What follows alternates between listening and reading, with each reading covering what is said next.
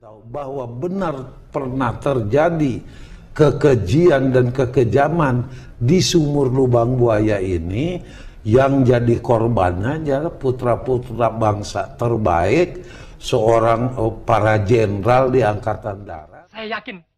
Telah bersama-sama kita menafsir kehendak Allah Subhanahu wa Ta'ala masih memperpanjang nyawa Sukitman, saksi kunci dan utama pada peristiwa kelam awal Oktober tahun 1965 di Lubang Buaya. Seluruh jenderal dan korban penculikan lain meninggal dengan cara yang tak wajar oleh aksi keji anggota Partai Komunis Indonesia. Dalam gerakan September tanggal 30 atau yang dikenal dengan Gestapo, hanya Sukitman saja yang masih hidup.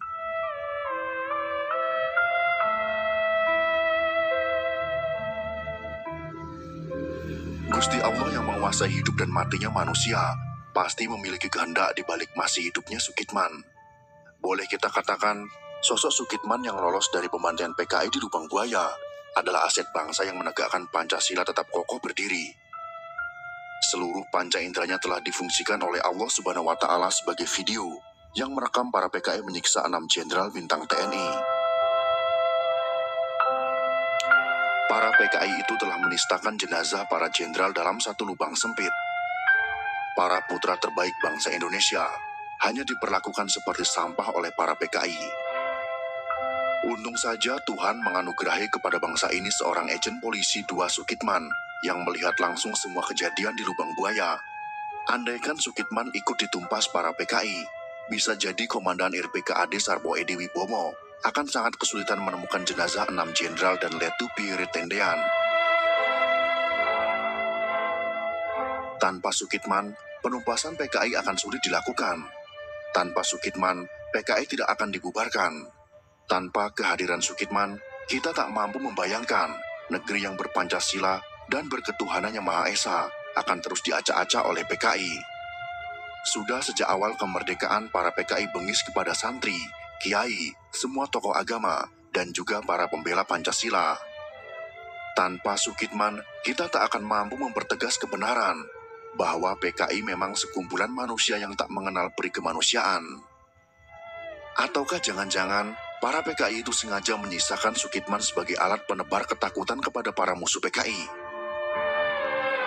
Jika misalnya memang benar demikian, itu ternyata tak mengurangi keberanian bangsa Indonesia untuk membasmi PKI yang bengis dan keji. Yang jelas, begitu apiknya Gusti Allah membuat skenario atas perjalanan hidup Sukitman dan bangsa Indonesia.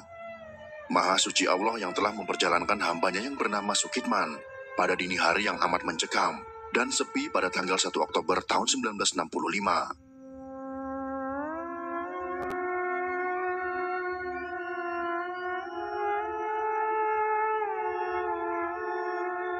Saat itu Sukitman sedang mendapat tugas jaga di Guest House Iskandaria atau Wisma Angkatan Udara Republik Indonesia untuk menjaga tamu dari negara Korea dan tamu men garis miring Pangal.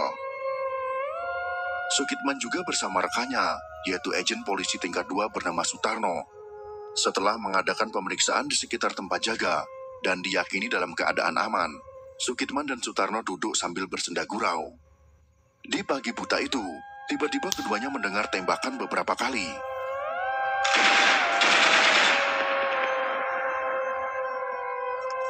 Diperkirakan itu berasal dari arah utara. Diperkirakan oleh mereka, markas besar kepolisian mendapat serangan. Dengan segera, Sukitman mengayuh sepedanya dan berpesan kepada Sutarno agar menjaga pos dengan baik. Dalam perjalanan itu, Sukitman melewati depan rumah Jenderal TNI DI Panjaitan. Namun tiba-tiba, ia dicegat rombongan orang bersenjata agar berhenti dan melempar senjata serta mengangkat tangan.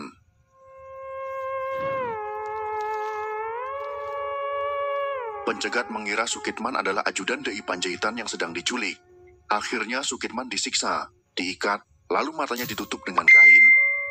Ia diculik dan dibawa ke Lubang Buaya, lalu ditempatkan di sebuah rumah.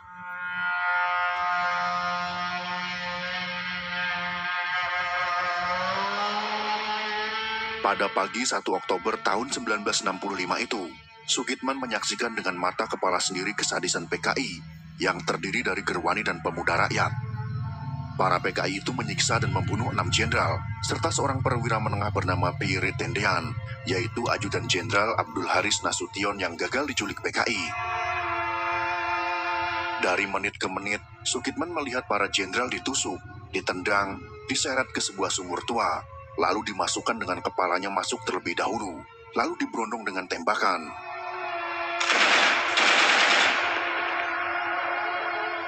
Brengseknya menurut Sukitman, setiap kali menerjunkan mayat, para PKI selalu meneriakkan, "Ganyang Kabir."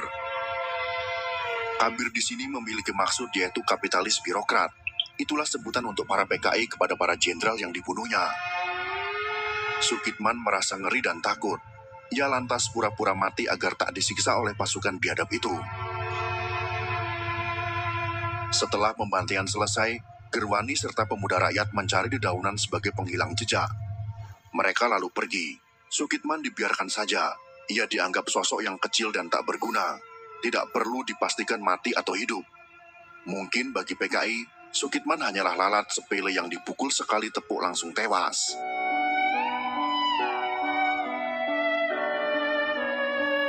Siang hari pada tanggal 3 Oktober tahun 1965, Sukitman yang masih terikat diselamatkan oleh pasukan pemerintah. Sukitman lalu dihadapkan kepada Kolonel Sarwo Edi Wibowo, Komandan IRPKAD. "Coba kamu ceritakan lagi semua yang kamu alami," kata Sarwo Edi. Sukitman pun kembali bercerita. Meski sudah menceritakan pengalamannya berkali-kali, Sukitman tidak merasa bosan. Ia tahu ceritanya itu bisa berguna untuk mencari para korban kekejaman PKI. Karena itu Sukitman bercerita dengan lengkap tanpa ada yang terlupakan. Ia menyatakan kepada Sarwo Edi, ingin sekali membantu usaha pencarian jenazah ke-7 perwira TNI itu.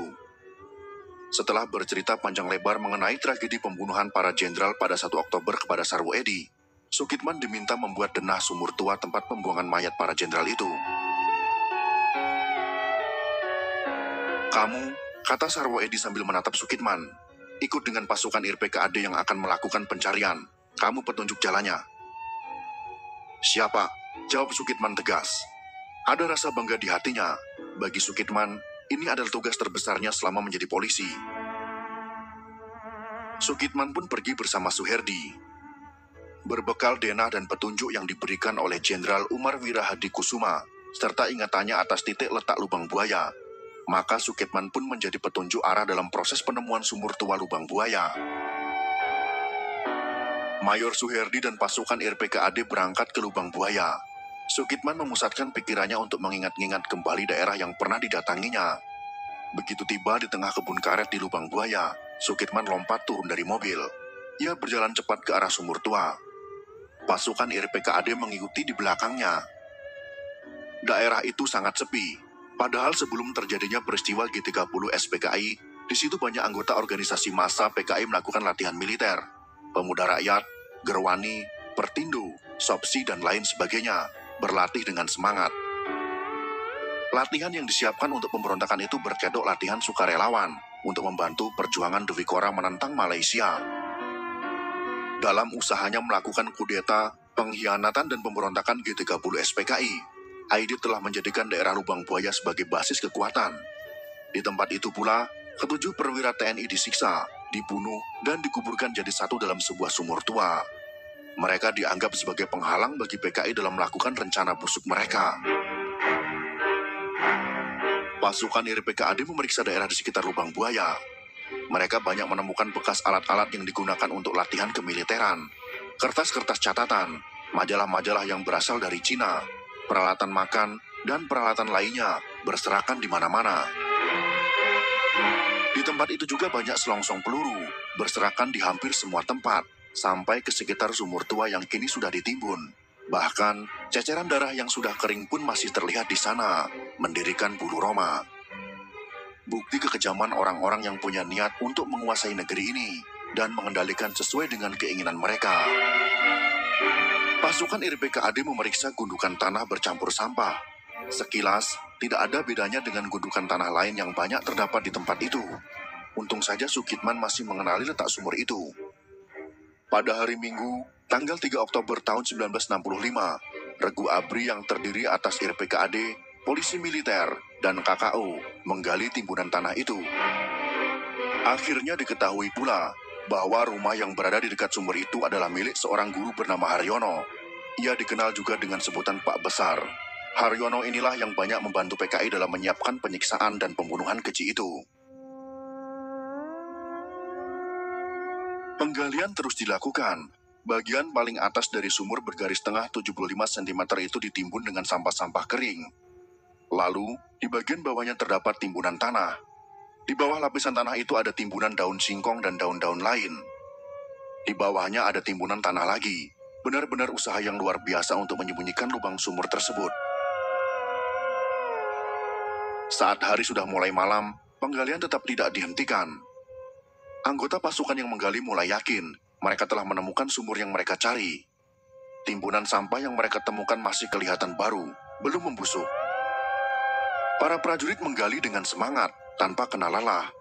Sedikit demi sedikit, timbunan yang berlapis-lapis itu dikeluarkan.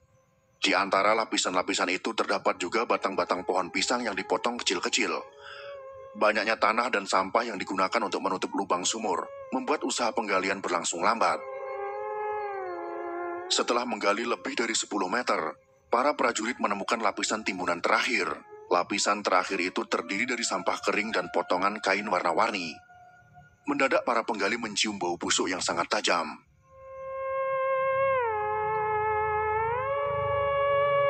Pada pukul 22 malam waktu Indonesia Barat, para penggali meneteskan air mata mereka. Rasa haru dan geram bercampur jadi satu. Di dasar sumur itu, mereka menemukan jenazah para perwira TNI yang sudah mulai membusuk dengan posisi kaki di atas.